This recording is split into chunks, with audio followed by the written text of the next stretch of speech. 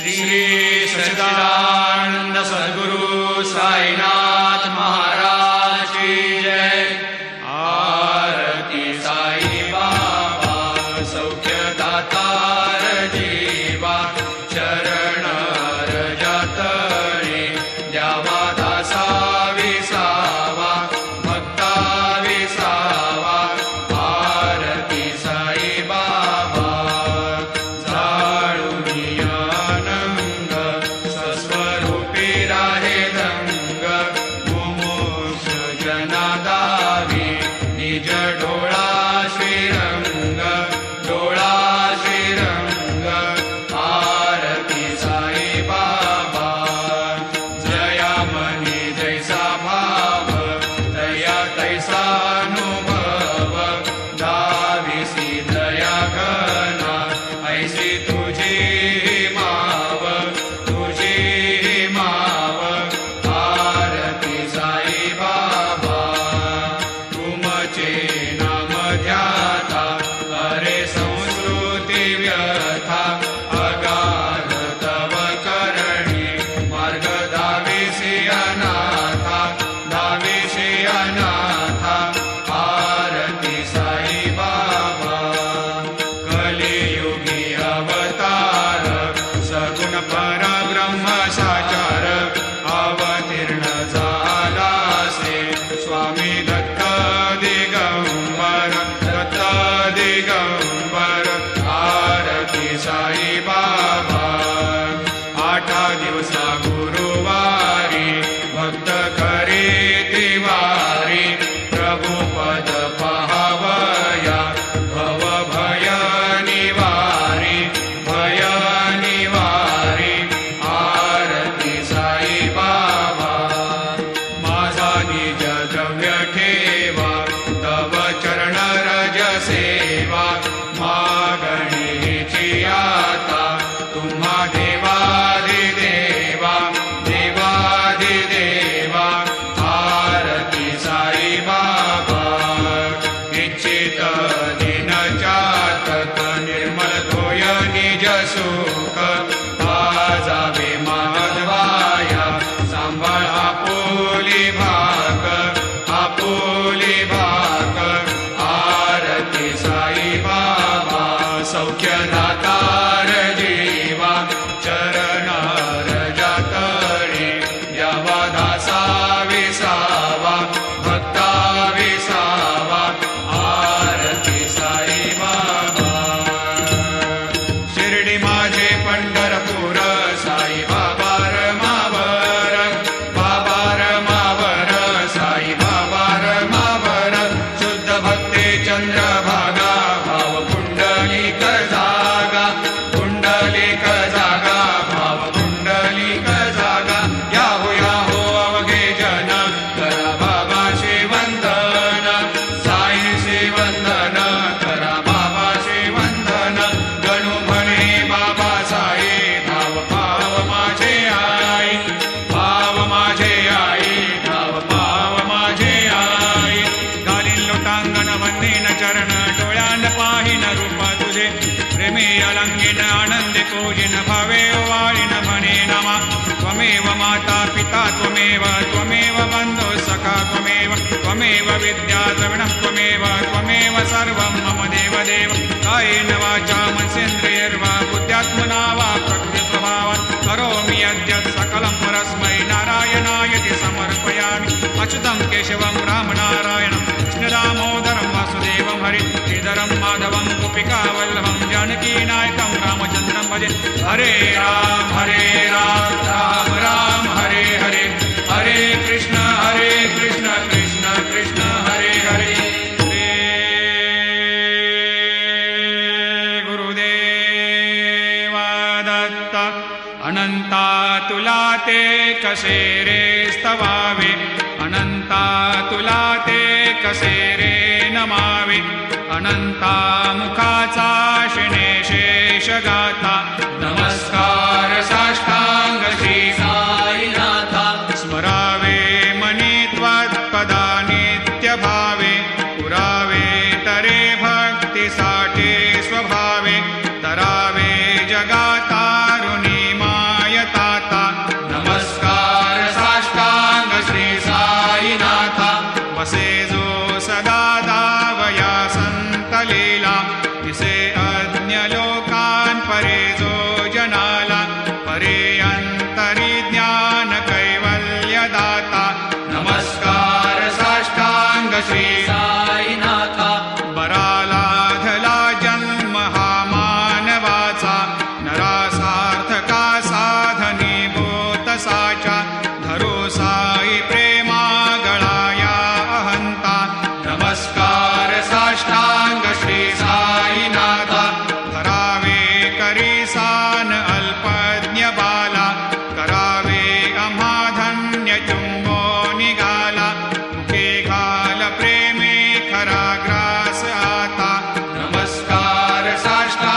श्री साईनाथ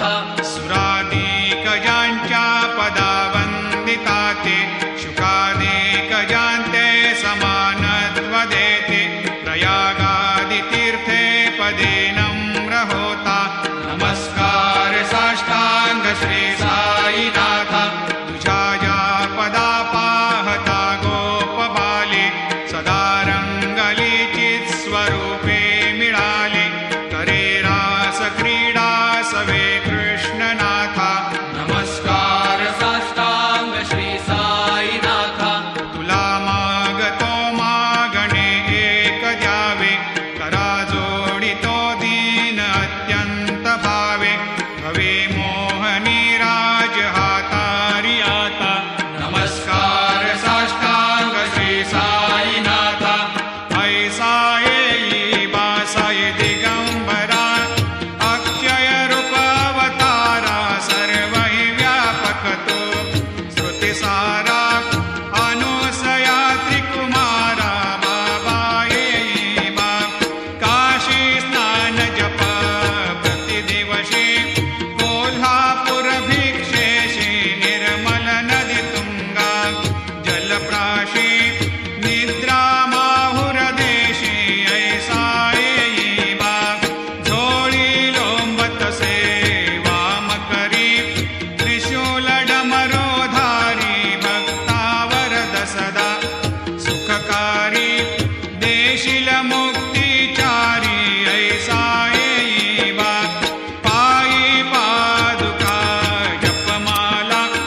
कमंडलो मृगचाला धारण करशी बा नागजटा मुकुट शोभतो माथा ऐसा येई बा तत्पर तुझाया जे ध्यानी अक्षय त्यांचे सदनी लक्ष्मी वास करे दिन रजनी रक्षिसी संकट वारुणी ऐसा येई बा या परिध्यान तुझे गुरुराया दृश्य करी नयनाया पूर्णानंद सुखे एकाया लाविषि हरि गुण गाया ऐसा येई बा साई दिगंबरा अक्षय रूप अवतारा सर्व हि व्यापक तो श्रुतिसारा अनुसया त्रिकुमारा बाबा येई बा सदा सस्वरूपं चिदानन्दकन्दं जगत्सम्भवस्थान संहारहेतुं स्वभक्तेच्छया मानुषं दर्शयन्तं नमामीश्वरं सद्गुरुं साईनाथं भवद्वांतविद्वांसमार्तण्डमीड्यं मनोवागतेतं मुनिर्ध्यानगम्यं जगद्व्यापकं निर्मलं निर्गुणत्वां नमामीश्वरं सद्गुरुं साईनाथं भवाम्भोधिमग्नार्दितानां जनानां स्वपादाश्रितानां स्वभक्तिप्रियाणां समुद्धारणार्थं कलौ सम्भवन्तं नमामीश्वरं सद्गुरुं साईनाथं सदा निम्बवृक्षस्य मूलाधिवासात् सुधास्राविणं तेक्तमप्यप्रियन्तं तरुं कल्पवृक्षाधिकं साधयन्तं नमामीश्वरं सद्गुरुं साईनाथं सदा कल्पवृक्षस्य तस्याधिमूले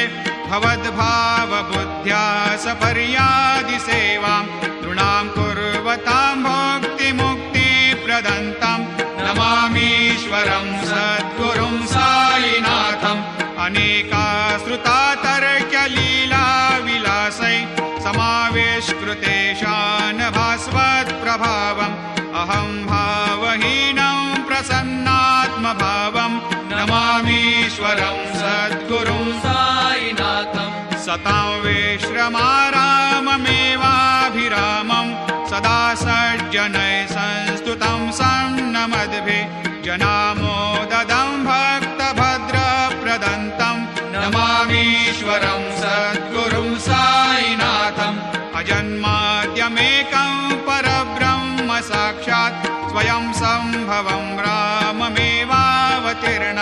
भवद्दर्शनानन्तरं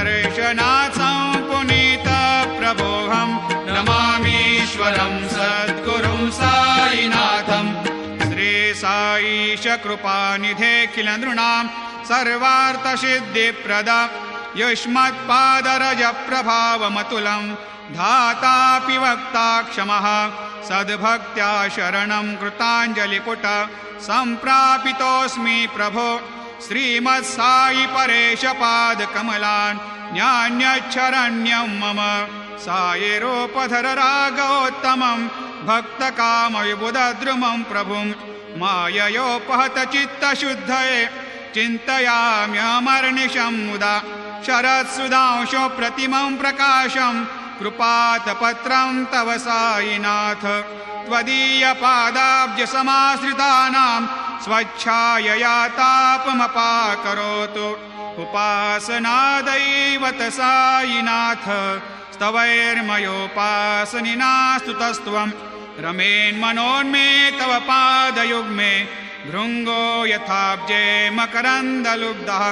अनेकजन्मार्जितपापसंशयो भवेद्भवत्पादसरोजदर्शनात् क्षमस्व सर्वान्धपरान्धपुञ्जकान् प्रसीद साये सद्गुरो दयानिधे श्रीसायिनाथ चरणामृतपोतचित्तास् सत्पादसेवनरतः सततं भक्त्या संसारजन्यदुनितोर्धवनिर्गतास्ते कैवल्यधाम परमं समवाप्नुवन्ते स्तोत्रमेतत् पठेद् भक्त्या यो नरस्तन्मना सदा सद्गुरो सायिनाथस्य कृपापात्रं भवेद्ध्रुवम् रुसो मम प्रियाम्बिका मजवरी पिता हि रुसो मम प्रियाङ्गना प्रियसुतात्मजा हि रुसो भगिनी बन्धु हि श्वशुरसासुबायि रुसो न दत्त गुरु साई मामजवरी कधीहि रुसो पुसो न सुनबाई त्या मजन भ्रातृजाया पुसो न प्रिय सोयरे प्रिय सगे न ज्ञाते पुसो सुरदना सखा स्वजननाप्त बन्धु पुसो परीन गुरु साई मामजवरी कधीहि रुसो न अबला मूले तरुणरुद्धहीना पुसो न गुरुधा कुटे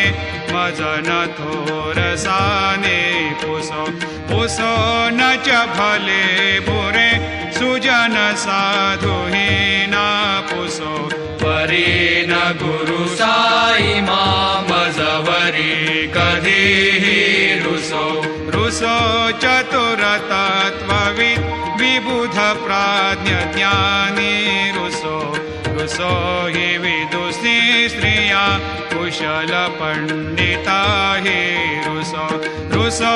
महीपते यति भजक तापसे हे रुसो न दत्त गुरु साई मामजवरी कधीहि रुसो कवि ऋषि मुनि अनघषेध योगे रुसो हि गृह देवता निकुल ग्राम देवी रुसो खल पिशाच हि मलिन डाकिने हे रुसो न दत्त गुरु साई मामजवरी कधीहि रुसो मृग खग कृमि अखिल जीव जन्तु रुसो विटप प्रस्तरा अचल आपगाब्धे रुसो खपवनाग्निवार अवनि पंचतत्वे रुसो न दत्त गुरु साई मामजवरी कधीहि रुसो विमल किन्नरा अमल यक्षिणे रुसो शशि खगादिः गगनितारका हि रुसो अमर राजहि अदय धर्मराजा रुसो न दत्त गुरु साई माम रुसो मन सरस्वती चपल चेतते हे रुसो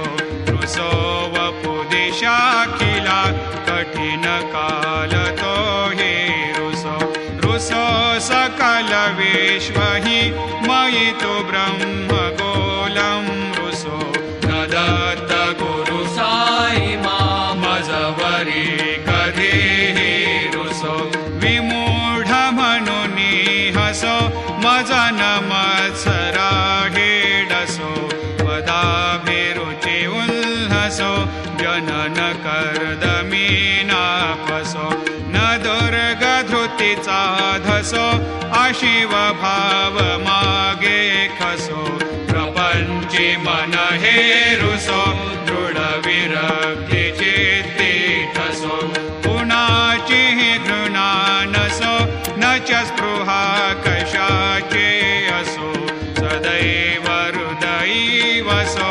मनसि ध्यानि साई वसो पदी प्रणय ओरसो निखिल दृश्य बाबा दिसो न दत्त गुरु साई मा उपरिया जनेला रुसो हरि ओम यज्ञेन यज्ञमयजन्त देवा स्थानि धर्माणि प्रथमान्यासन्न तेहनाकं महिमान सजन्त यत्र पूर्वे साध्या सन्ति देवाः ॐ राजाधिराजाय प्रसह्य साहिने नमो वयं वै श्रवणाय कूर्महे समे कामान् कामकामाय मह्यं कामेश्वरो वै श्रवणो दधातु कुबेराय वै श्रवणाय महाराजाय नमः ॐ स्वस्ते साम्राज्यं भोज्यं स्वराज्यं वैराज्यं पारमेष्ठ्यं राज्यं महाराज्यमाधिपत्यमयं समन्तपर्याधीशात् सार्वभौमः सार्वायुषान्तादापरार्धात् पृथिव्यै समुद्रपर्यन्ताय एकराळिति तदप्येष श्लोकोऽभिगीतो मरुतः परिवेष्टारो मरुतस्यावसङ्ग्रहे आवीक्षितस्य कामप्रियैर्विश्वे देवा सभासदैति श्रीनारायण वासुदेवाय सच्चिदानन्द सद्गुरु साईनाथ महाराज की जय करचरणकृतं वा कायजं कर्मजं वा श्रवणनयनजं वा मानसं वा अपराधं विहितमविहितं वा सर्वमेतत्क्षमस्व जय जय करुणाब्धे श्री प्रभो साईनाथ श्री सच्चिदानंद सद्गुरु साईनाथ महाराज की जय।